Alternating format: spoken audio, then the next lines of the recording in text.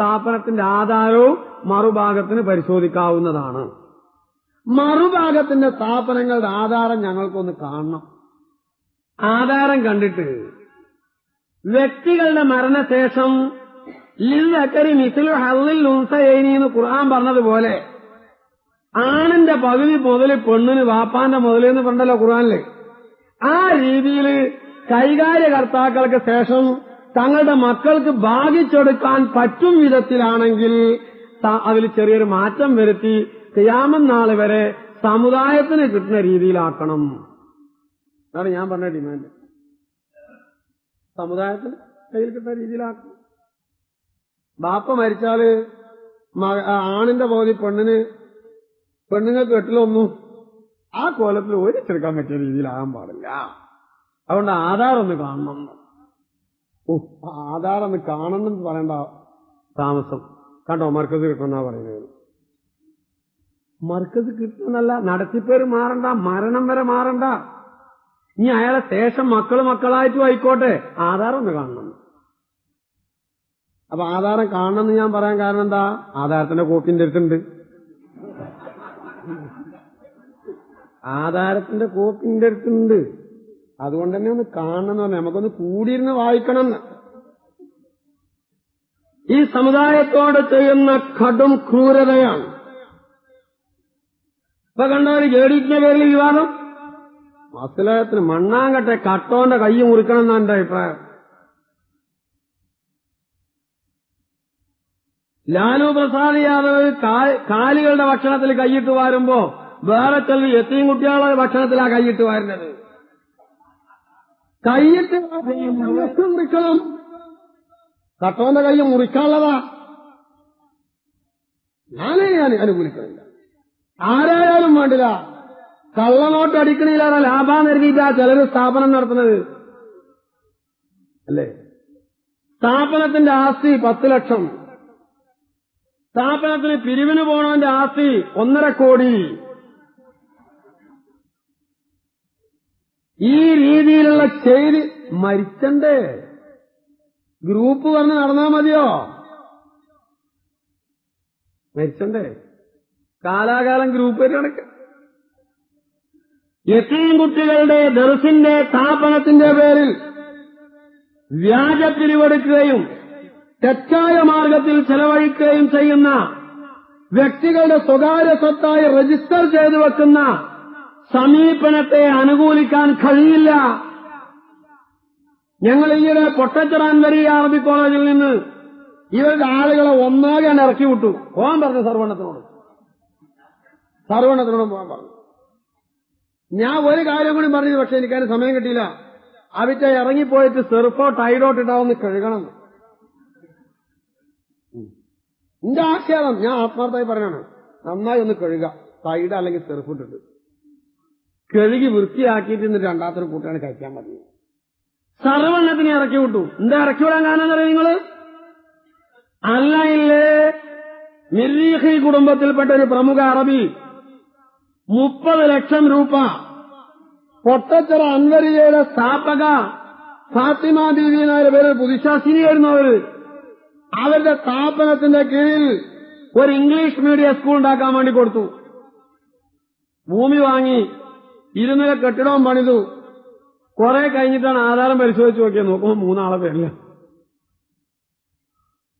ആളെ പേരിലാണ്. അത് തിരിച്ചു വാങ്ങാനുള്ള സബൂറും കൂടി സത്യത്തിൽ അവിടെ നമ്മൾ ആൾക്കാർക്ക് ഉണ്ടായില്ല. ആധാരം കണ്ട അപ്പൊ തന്നെ ഇറക്കി വിട്ടു. അതൊന്നും ഇങ്ങോട്ട് വാങ്ങണം എന്ന് കൂടി വിചാരിച്ചു. ഞാൻ അവരോട് പറഞ്ഞ തിരിച്ചു വാങ്ങിയിട്ട് വിട്ടാ പോരായിരുന്നോ? അവരിങ്ങനെ വരട്ടെ എന്ന് പറഞ്ഞോട്. പക്ഷെ ആധാരം ആളുകൾ കാണാൻ കുറെ താമസം. അപ്പൊ എന്താ, വലിയ കുപ്പായിട്ട് ഒരയലൊക്കെ പാടെ പറിച്ച് മേലിട്ടിട്ട് വലിയ ഷെയ്ഖായി നടക്കല്ലേ.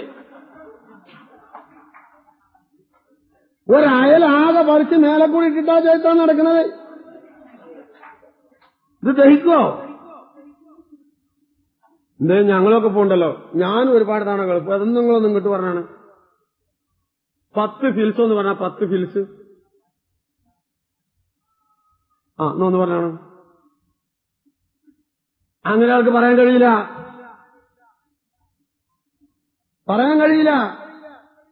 നിങ്ങളെന്താ വിചാരിച്ചത്? 10 ഫിൽസിന്റെ എന്ന് പറഞ്ഞാണ്. നമ്മളൊക്കെ ലക്ഷങ്ങൾ നമ്മളും കൈകാര്യം, പിന്നെ പറയാം അസൂയ. ഒരസൂയല്ല, ഞങ്ങൾ ലക്ഷങ്ങൾ കൈകാര്യം ചെയ്യുന്നുണ്ട്, കോടികൾ കൈകാര്യം ചെയ്യുന്നുണ്ട്. എന്റെ നാട്ടിൽ പയ്യയുടെ സ്ഥാപനം ഉണ്ടാക്കുന്നതിന് എന്റെ പഠിച്ചൊരു കുട്ടി വന്നിട്ട് പറഞ്ഞു 15 ലക്ഷം റുപ്യതാ. പിന്നെ ഞാൻ വെറുതെ 15 ലക്ഷം റുപ്യതാ കുട്ടി കൊടുന്നവരാണെങ്കിൽ ഞാൻ എന്തായിരുന്നു? അതൊരു ഫിൽസില്ലാതെ ആ സ്ഥാപനത്തിനുള്ളതാ. അതൊരു ഫിൽസില്ലാതെ ആ സ്ഥാപനത്തിനുള്ളതാ. ആ കുട്ടിയെ കാണാൻ എന്റെ വണ്ടി ഓടിന്റെ വാടക ഞാനാ കൊടുക്കുന്നത്. ഞാൻ വലിയ സൂഫിയൊന്നുമല്ല, പക്ഷെ വലിയ മാന്യനാ. മാന്യത വേണ്ടേ, അന്തസ് വേണ്ടേ? പണം എവിടെ കണ്ടാലും കമഴ്ന്ന് കടന്നു തിന്നേ, മര്യാദ വേണ്ടേ? സലാത്തിന്റെ പേരിൽ പിരിവ്, ദിക്റിന്റെ പേരിൽ പിരിവ്, ഒക്കെ ആമാശയത്തിന് വേണ്ടി. മഴക്കറിയുന്ന കൂലി കിട്ടാൻ വേണ്ടി നിസ്കരിച്ചോ, കൂലി കിട്ടാൻ വേണ്ടി യതീംഖാന നടത്തിക്കോ, കൂലി കിട്ടാൻ വേണ്ടി സലാത്ത് ചെല്ലിക്കോ, കൂലി കിട്ടാൻ വേണ്ടി ദിക്ർ ചെല്ലിക്കോ. ഇവിടുന്ന് തന്നെ അതിന്റെ പ്രതിഫലം വാങ്ങിപ്പോണ്ട, അവിടുന്ന് വേണം എന്തെങ്കിലുമോ കിട്ടുക. വേണ്ടേ? മൈസറിൽ നിന്ന് എന്തെങ്കിലും കിട്ടണ്ടേ? ഞങ്ങൾ മസ്ലഹത്ത് ശ്രമം നടത്തിയപ്പോ ഇവരുടെ സ്ഥാപനങ്ങളുടെ ആധാരത്തിന്റെ കോപ്പി കാണണമെന്നേ പറഞ്ഞുള്ളൂ. ഇന്നും അതന്നെ പറയുന്നത്, സ്ഥാപനങ്ങളുടെ ആധാരത്തിന്റെ കോപ്പി ഒന്ന് കാണണം. നടത്തിപ്പുകാര് മരിച്ചാൽ അവരുടെ മക്കൾക്ക് ഭാഗിച്ചെടുക്കാൻ പറ്റും വിധത്തിലാണെങ്കിൽ മാറ്റം വരുത്തണം, ഇല്ലെങ്കിൽ അങ്ങനെ തന്നെ നിന്നോട്ടെ. എന്താ പറഞ്ഞ കുഴപ്പം? എന്തൊക്കെ ചെയ്ത് കൂട്ടുന്നറിയോ? നിങ്ങൾ വിചാരിക്കണ്ട ഇതൊന്നും നിലനിൽക്കുന്നു. എടീറ്റ് കണ്ടില്ലപ്പോ നിങ്ങള് ഇയാളെ മറ്റേ ചങ്ങാനി ഇടത്തും വെളുത്തും വെച്ച് കൂട്ടാം. രണ്ടും ഒരു ജാതിയാണ്. നിങ്ങൾ പലർക്കും ഒരു പക്ഷേ അറിയാതിരിക്കാൻ എനിക്കറിയേ. എന്താ ഈ ആപത്തൊക്കെ സമുദായത്തിന് വരാൻ കാരണം? സമ്പത്തല്ലേ? നമ്മുടെ പഴയ ആലിമീങ്ങളുടെ കാലത്തിന്റെ കുഴപ്പമില്ലായിരുന്നു. അവര് സമ്പത്തിനല്ല ആഗ്രഹിച്ചത്. അവർ പള്ളിയിൽ ദർസ നടത്തി, മദ്രസ നടത്തി, ജനങ്ങൾക്ക് ഉപദേശം നൽകി. വയല് പറയാൻ വേണ്ടി വരുമ്പോൾ ഒരു പക്ഷേ സമുദായം അവർക്ക് പൊരുത്തപ്പെട്ട എന്തെങ്കിലും കൊടുത്താൽ അത് സ്വീകരിച്ചിരിക്കാം, അത് അവർക്ക് ഹലാലായതാണ്. അല്ലാതെ നമ്മുടെ പഴമക്കാരായ ആലിമീങ്ങൾ അവർക്ക് ഹലാലാകാത്തതൊന്നും അവർ കൈപ്പറ്റിയിട്ടില്ല. ഇതായിരുന്നു പഴയ ആലിമീങ്ങളുടെ അവസ്ഥ. അവർക്ക് ഹലാലാവാത്തതൊന്നും അവർ കഴിച്ചിട്ടില്ല. ഇന്നെന്താ ചെയ്യരുത്? നിങ്ങൾ യതീംഖാനകളുടെ പേരിലും മറ്റും പിരിക്കുന്ന പണം കൊണ്ടാണ് സംഘടനാ പ്രവർത്തനം നടത്തുന്നത്. അത് എന്തൊക്കെ പിരിക്കാൻ വലിയ മുടുക്കാൻ ആൾക്കാർ കാര്യം അങ്ങനെയൊക്കെ ആണെങ്കിൽ അതെല്ലാം മുടുക്കാനാ പിരിക്കാനട്ടോ ആൾക്കാർ മുടുക്കുന്നതിനാണ്. എന്താ നമ്മൾ കൊടുക്കണ്ടേ? കാരന്നൂർ മാർക്കറ്റിലുള്ള കുട്ടികളെ മുഴുവൻ പുതുവിശ്വാസികളാന്ന് പറഞ്ഞ് പരിചയപ്പെടുത്തിയിട്ടാണ് ദുബായിലെ ഈസനെ വിട്ടത്. ദുബായ് ഔക്കാഫിന്റെ മുതിരുണ്ട് ഈസാമാന. സാധു മനുഷ്യനാണ്, സൂഫിയാണ്, നല്ല ആലിമോണ്. അയാൾ നല്ല സൂഫിയാണ്. മൂപ്പ കൊടുന്ന് കാണിച്ചു കൊടുത്തു ഇതൊക്കെ പുതുവിശ്വാസികളാണ്. മലയാളക്കാരല്ലേ, ഇയാൾക്ക് പോകുന്നു അറിയില്ലോ. ഇയാളോട് പറഞ്ഞ ഈറ്റക്കും തിരിയില്ല, ഈറ്റ പറഞ്ഞ ഇയാൾക്കും തിരിയില്ലോ. അത് കാണിച്ചു. പിന്നെ അറബിൽ ഞങ്ങൾ ചെല്ലുമ്പോൾ അവിടെ ഒരു നോട്ടീസ് ഇയാളുടെ പേരിൽ. മാസം തോറും 3000 ആള് ഇവിടെ വന്ന് ഇസ്ലാം മതം സ്വീകരിച്ചു പോകുന്നുണ്ട്. മാസം തോറും 3000 ആള്. മൂപ്പരെ കണക്കനുസരിച്ച് ഇപ്പൊ ഒക്കെ മുസ്ലിമായി കഴിഞ്ഞിരിക്കണം. ഇവിടെ വേറെ ആരും ഇല്ല. ഇസ്ലാം മതം സ്വീകരിച്ച് പോകുന്നുണ്ട്. അതുകൊണ്ട് അങ്ങനെ സഹായിക്കണം, ഇങ്ങനെ സഹായിക്കണം. ബാങ്കിലെ അക്കൗണ്ട് നമ്പർ അടിയിലും വെച്ചിട്ട് അറബിയിലൊരു നോട്ടീസ്. അങ്ങനെ ഈസനോട് നമ്മൾ ഇവിടുന്ന് ആരോ ചെന്ന് പറഞ്ഞു പോയി.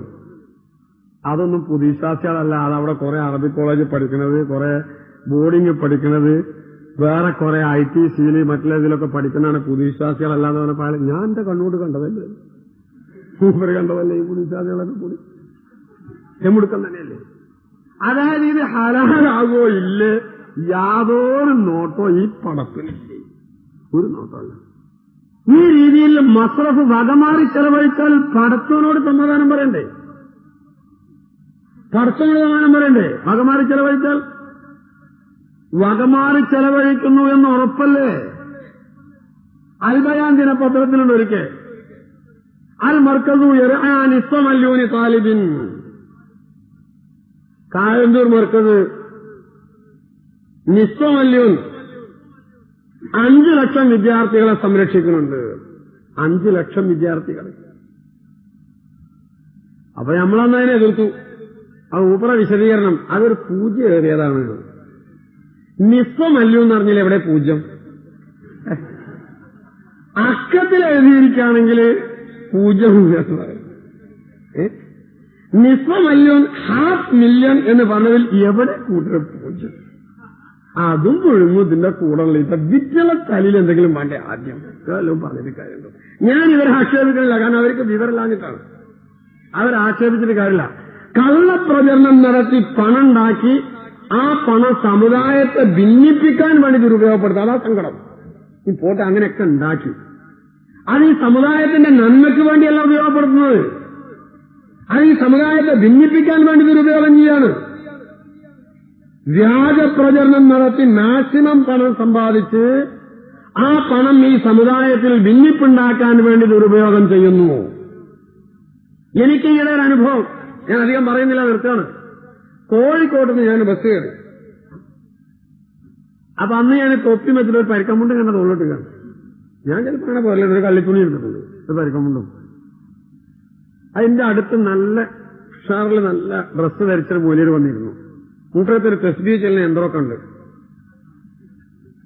അങ്ങനെ മൂപ്പരെ ഞാൻ അങ്ങനെ ഇരിക്കണതിന്റെ ഇടയിൽ ഒരു ലിസ്റ്റ് എടുത്ത് നോക്കണ്ട. അപ്പൊ ഓരോരുത്തരെ പേരെഴുതി അതിന്റെ നേരെ ഇങ്ങനെ സംഖ്യ എഴുതിയില്ല. അപ്പൊ ഞാൻ വിചാരിച്ചു പുറത്തുനിന്ന് വന്ന ആൾ വല്ല പൈസയും കൊണ്ടു കൊടുക്കാൻ പോകുമായിരിക്കും. സലാം പറഞ്ഞു, എന്നോട് നിങ്ങൾ എവിടെ ചെയ്യാം? മേലാറ്റാണ് പറഞ്ഞത്. പേര് ചോദിച്ചു മൂസയാണെന്ന് പറഞ്ഞു. എന്താ ജോലി വെച്ചു? ഇങ്ങനെ ചെറുതായിട്ട് മദ്രസയും കാര്യമൊക്കെ ആയിട്ട് ഇങ്ങനെ എന്നറിഞ്ഞാണ്. തോണിയൊന്നും പറഞ്ഞില്ല. മദ്രസയും കാര്യം എന്ന് പറഞ്ഞാൽ നമ്മളെ മഹലിലെ മദ്രസയായിട്ട് ബന്ധപ്പെട്ട ഒരു ചെറിയ ഹാദിമാണിയാണ്. മുഅല്ലിമ എന്നുള്ള അർത്ഥത്തിനല്ല, മുഅല്ലിമാന്ന് ഞാൻ പറഞ്ഞിട്ടില്ല. എനിക്കിങ്ങനെ ചെറിയ മദ്രസയും കാര്യമൊക്കെ ആയിട്ട് ഇങ്ങനെയെന്ന് പറഞ്ഞു. അയാളെന്നെ അറിഞ്ഞിട്ടില്ലാന്ന് എനിക്ക് ബോധ്യമായി. മൂപ്പറോട് ചോദിച്ചാൽ നിങ്ങളെവിടെ? ഞാനിങ്ങനെ നരിക്കുഞ്ഞാണ്. പേര് പറഞ്ഞു. എന്താ ജോലി ചോദിച്ചു? സിറാജിലാണ്. അല്ല ഹബീബ, എന്താ ഇപ്പൊ സിറാജിന്റെ പുറത്താന്ന് ചോദിച്ചു. ഈ ഹബീബെന്ന് ചോദിച്ചപ്പോ ഞാൻ അതിന്റെ ആളാണ് മൂപ്പര് ധരിച്ചു. അവൻ അതിന്റെ ഭർത്താനൊന്നും പറയണ്ട. എന്തേ, എത്ര കോപ്പിന്റെ ചോദിച്ചു? കോപ്പി കുറവാണ്. എത്ര ഉണ്ട് ചോദിച്ചു? കുറവാണ്. എത്ര ചോദിച്ചാലും ഇയാൾ കുറവാണ്. 5000 ചോദിച്ചു? ആ നല്ല 10,000 ചോദിച്ചു? അതൊന്നും ഇല്ലായിരുന്നു. അപ്പൊ 5ന്റെയും 10ന്റെയും ഇടയിലാന്ന് എനിക്ക് മനസ്സിലായി.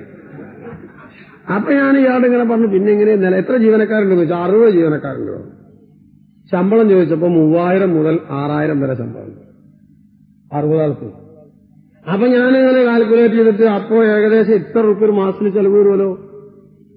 പത്രം 10,000 കോപ്പി തന്നെ അച്ചടിച്ച് വിതരണം ചെയ്താലും കമ്മീഷൻ കഴിച്ച് ബാക്കി ഇത്രയല്ലേ വരുള്ളൂ. അപ്പൊ ഒരു ദിവസം വലിയ ഭീമമായ നഷ്ടം വരുള്ള കണക്കൂട്ടികൾ പറഞ്ഞു കൊടുത്തപ്പോ ഇയാള് നിങ്ങൾ എവിടെ വെച്ചു പിന്നീട് രണ്ടാമത്തെ ഞാൻ മേലാറ്റാണ് അറിഞ്ഞാണപ്പോ. അത് ഞാൻ ചോദിച്ചു, എങ്ങനെയാണ് ഇത് നിലനിർത്തുന്നത്? അതിന്റെ വർത്താനൊന്നും പറയണ്ട. നമ്മളിപ്പോ ആ യതീംഖാനല്ലെങ്കിൽ നമുക്ക് ഈ പത്രം നിലനിർത്താൻ കഴിയൂല. ഇത് പറ്റുമോ? യതീംഖാനല്ലെങ്കിൽ പത്രം നിലനിർത്താൻ കഴിയൂലെന്നാ പറയുന്നത്. ഇത് ഹലാലാവോ? എനിക്കറിഞ്ഞൂടാ. നമ്മൾ പെരുത്ത് ഓതിയിട്ടില്ല. ഓതിയ അറിവനുസരിച്ച് ഒരു കോലം ആലോചിച്ചിട്ട് കാണില്ല, യാതൊരു കോലം കാണില്ല. എന്തിനാണ് ഈ ഏർപ്പാട്? ഈ പോട്ടെ, നമ്മളങ്ങനെ ഭിന്നിച്ചു രണ്ടായി. യതീമിന് വേണ്ടി പിരിച്ച് യതീമിന് ചെലവാക്കണ്ടേ, പള്ളിക്ക് വേണ്ടി പിരിച്ച് പള്ളിക്ക് ചെലവാക്കണ്ടേ? നമ്മൾ എന്ത് ഗ്രൂപ്പായാലും ഒരു മര്യാദയൊക്കെ വേണ്ടേ?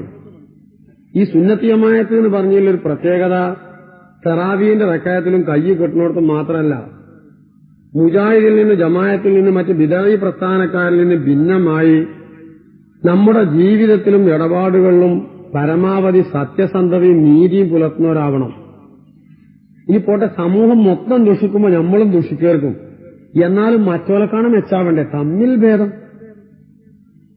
നമുക്ക് ഗസാലിമാമാകാൻ പക്ഷേ കഴിയില്ല, പോട്ടെ കണ്ണിയത്താകാൻ കഴിയില്ല.